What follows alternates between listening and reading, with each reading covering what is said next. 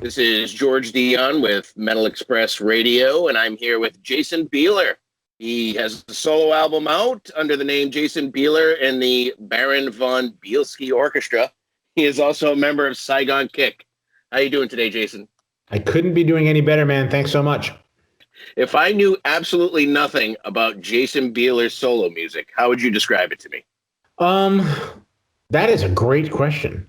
Well, I mean, I guess my life has been listening to every kind of music possible. So from the Fifth Dimension, the Beatles, Barry Manilow, Meshuggah, Gojira, Tom Waits, Jane's Addiction, Queen, David Bowie, Elvis Costello, throw it all in a blender with a semi-stable mental condition and try to write music your whole life.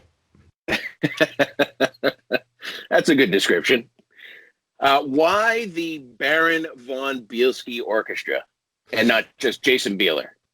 Well, because I think I was fortunate enough to have a bunch of friends participate with me on this record, and it just felt like saying orchestra kind of encapsulated the vibe of everybody's performances a little bit better. And also it allowed me to sell off their first and second chair appearances as we play live and compete for that. So it kept the musicians constantly working to get better seating in the orchestra. Fair enough. I mean, I noticed a lot that you don't take yourself too seriously, and there's certainly musicians that take their work and their attitude seriously. So it's good to see a guy with a good sense of humor. Yeah, life is too short. Absolutely. Your new album is Songs for the Apocalypse. It comes out January 22nd on Frontiers. That was Music. it was a funny title in March. It's a little too on the nose at this point, I think. I'd say so. That's certainly the road that we're heading down. Yeah. You've released a couple of songs so far. You've released Apology as a video/single. Did you want to talk a little bit about the meaning behind the song? I'm really not one that goes into lyric meaning. One, because I have no idea what I'm talking about. And two, because I always felt like the magic of any music is really the interpretation of the listener. So like if I were to sit and have the fortune of sitting with, Paul McCartney, and he explained to me that Yesterday was about his toaster not working, I'd be devastated. I would just be like, oh my God, like that's what it was about. So I really like to leave them open for, interpretation. What I will say is that the vibe of the record, while not being like a theme record or a concept album by any stretch, it has a running theme of this kind of warped, freak showish, amateur run carnival bizarreness theme that kind of flows in and out of different parts of the music, and alienation and abandonment and strangeness and unrequited love and all these kinds of issues kind of flow through it. So that's about as best as I can give in terms of a description of what's going on. Sure, I can respect that. Let's talk about the special guests, or the orchestra, if you will, that you've brought along. Obviously, Todd Latour plays drums on Apology. He's the front man for Queensryche currently. And how did you get him involved for that one? I mean, everybody on this record has been a friend of mine for some time in some way or another.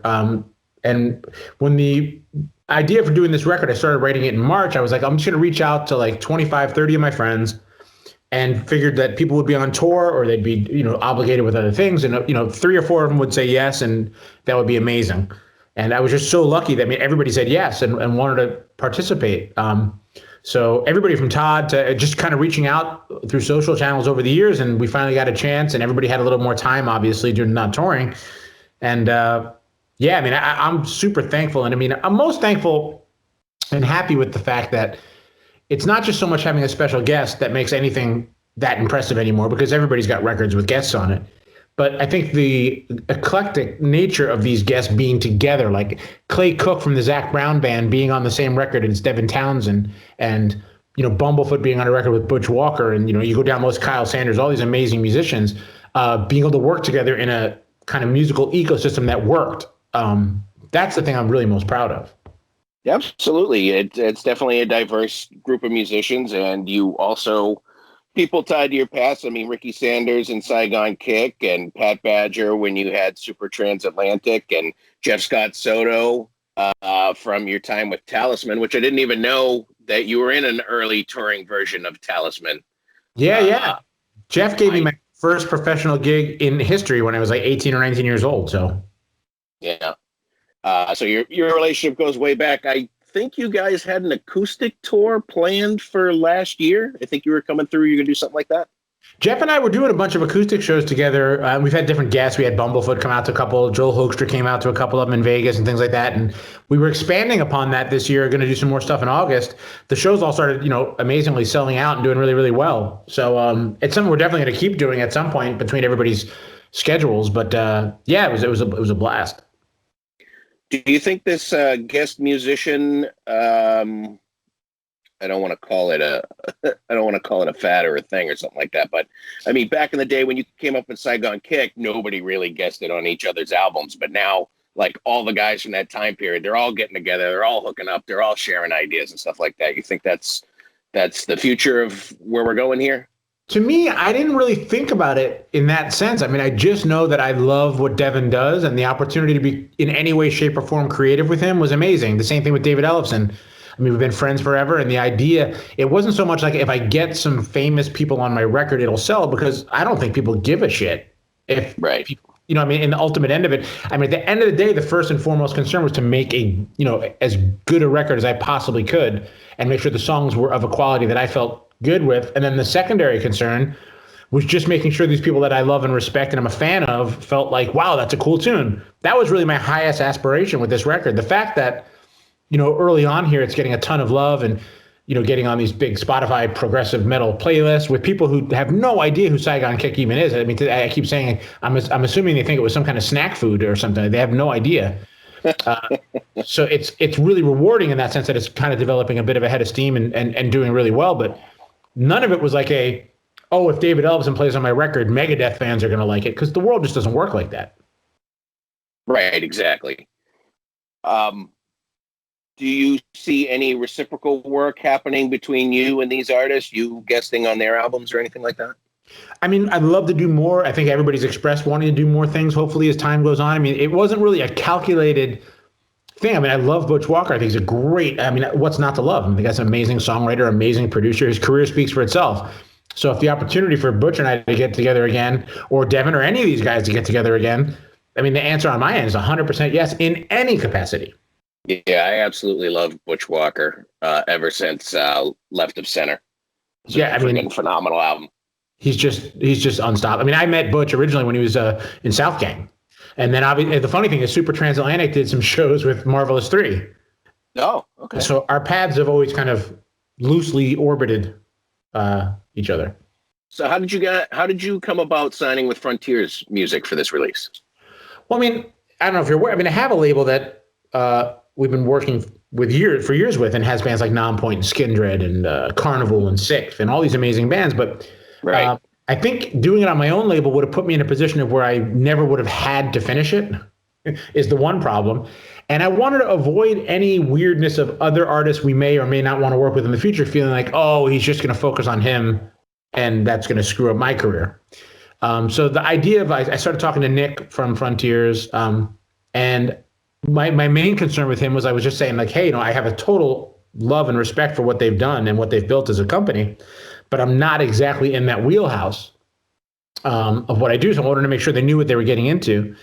And they were really kind of passionate about not only embracing what they've already done, but they wanted to expand what they're doing as a label. So that kind of was appealing to me. And then just having the accountability of, like, okay, they're expecting this to be done at this point, gave me a kind of guardrail to have to kind of finish. So far they've done, I have to say, they've done a great job. I mean, and I've got nothing to complain about. So you kind of like their rigidness and the fact that they give you these time points that you have to hit and stuff like that. Whereas if you release it on your own label, you take as long as you want. Because I've noticed other artists have said that about Frontiers. They have a system. They like the system. Bang, bang, bang, bang, bang.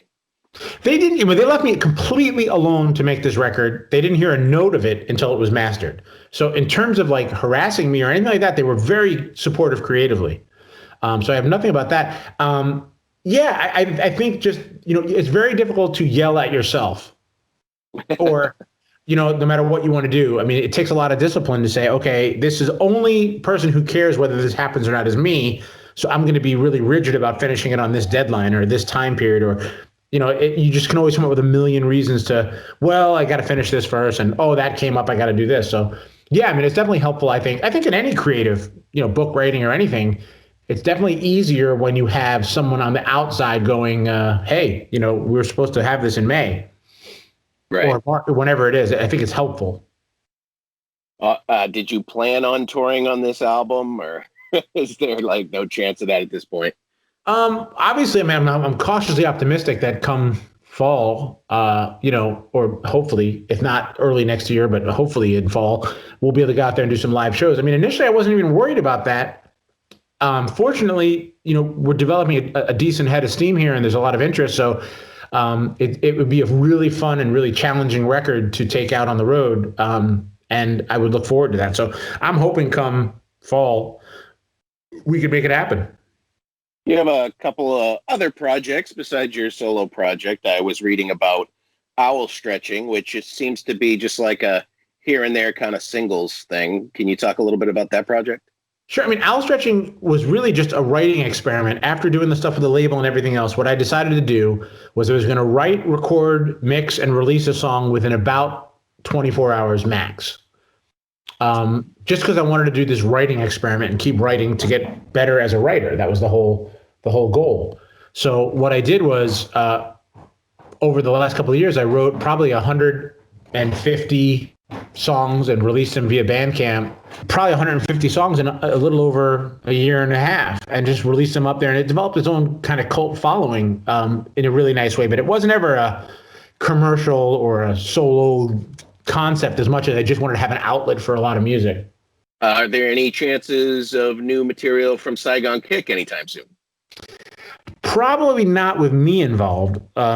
Wish those guys well. But I mean, the reunion stuff was fun. It was nice to get in a room and not, have actual stabbings take place. But I think those days are behind me. I'm not one to ever say like never, never, never, but it just is not really something I'm interested in at the moment. Do you have any other musical projects going on? I know a lot of people at Frontier's got a lot of different things going on. Yeah, I am unbelievably not as diverse as a lot of the people are. I'm probably start working on a new record, and then Jeff and I are probably going to do a bunch more dates. But I'm not really a side guy that either comfortably or otherwise. So I tend to just focus on, what I do. And I think for better or worse, I've built my own little ecosystem that I tend to function best in, rather than like, oh, I'm going to go out and play guitar for so-and-so this week and then, do something like that. But I'm always open to doing, it just depends on whether I have a really weird attention span. So when something piques my interest, I'm usually into the idea. It just depends. Do you have a job outside of music? I have been unbelievably fortunate that I have not had a regular job since I'm 18 years old. Congratulations. Thank you. I feel like that's about as lucky as a man can ask for in the music business. Absolutely. Going back to your younger days, I believe 2021 will be the 30th anniversary of the release of the first Saigon Kick album. I'm sorry, you're breaking up. Oh, I'll try that again. No, I'm just joking around. Oh, so you don't want to talk anything about Saigon Kick? I was just no. I just meant 30 years. It can't be that long. Yeah, it's been 30 years. What do you remember about making that album and touring on it? It was, look, we were 19, maybe, and all of a sudden, Michael Douglas's record label, in conjunction with Michael Wagner, the amazing producer, and Jason Flom, we're all involved. We had become this big kind of band in South Florida. We were selling out, 1,500 seats a night with no demo tape, no photo. We did everything kind of wrong.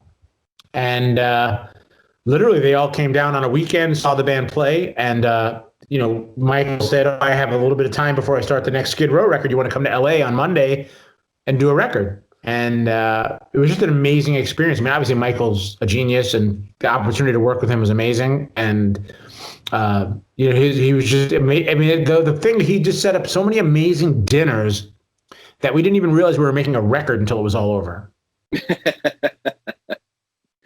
That sounds about right. Yeah. Do you think that Saigon Kick got unfairly put in with the hair bands? I don't really have a bone to pick with anything. I mean, we did what we did. The world responded the way the world responded, and it happened. I don't think we there was a ballad on the first record that was not a hit. So it's not like we changed it to kind of make it be a hit. And strangely enough, we didn't even release Love Is on the Way as a single. It happened by accident. A radio station started playing it. It just exploded and became this kind of thing. And obviously later the label kind of got behind that. But yeah, it was just a real strange time. I mean, I think we were between two tectonic. We were never embraced by the hair metal bands. I have nothing against hair metal bands, but they didn't really like us. Yeah. In the early days, we were on tour with the Ramones and Faith No More. We did shows with Soundgarden. We played with Ozzy and things like that. And then after that, the ballad really exploded, which made us untouchable from the grunge movement point of view. So, but at the end of the day, I mean, we made music. A lot of people got it. A lot of people like it. It's definitely a reason. Even to this day, it's been a blessing, not a curse. Right. I never had the aspirations to be some kind of 75-year-old sad rock legend playing in a club in front of 20 people with amazing integrity. Yeah. I mean, I make music, and that's what I do. And I love ballads, and I love metal, and I love punk, and I love, pop, and, I just like music. So I really, hey, I mean, the fact that, a million people bought a single because of the ballad, it just seems so not focused to say, oh, that sucked, man. I'm so much cooler. No, obviously I was not that much cooler. I mean, that's part of what I did. And that's fantastic. And in a world where there's millions of super talented musicians, all working construction jobs or working at, wherever, to sit there and complain about that I wasn't perceived as cool as I hoped I would be after selling that many records just seems like such a ridiculous thing to whine about. I agree with you, man. I mean, some people, they really live that gimmick, I guess. People really live that life. You're either all in or, you're like, hey, I'm just having fun. I mean, I'm all in with music and all kinds of music. So don't get me wrong in the sense that, I mean, I don't mean music is everything to me. No, absolutely. But I'm not a genre, racist. Right. I just, if I'm around great musicians making great things, I don't care what you're doing. I'm interested in it. Exactly. It's like rock. Rock is so many different things. It's metal. It's punk. It's all those things. It's all rock. It's all music. Yeah, I'm just a fan of badassery. In every. And if you're a country player, if you're a pop player, if you're the real deal, and I can feel that, I'm in. Well, I have to say that your new album, Songs for the Apocalypse, is some badassery. Well, man, I'm thrilled that you like it. That's really the highest I ever hoped for, was just a group of people would hear it and to some degree dig it as much as we did making it. So that's awesome. Yeah, I went in expecting, Saigon Kick, and I went in thinking I was going to do 14 versions of Love Is on the Way to try to sell out again. Well, I don't think we could sell out in 2021 anymore. Right, we should be so lucky, right? Yeah, exactly. But you got a great album. I liked it, and I think other people will like it. Hey, man, I appreciate you taking the time, and thanks so much again for the kind words, and all the success to you in this strange time you're living in. Yeah, and thanks for speaking with Metal Express Radio. My pleasure, man. Thanks again.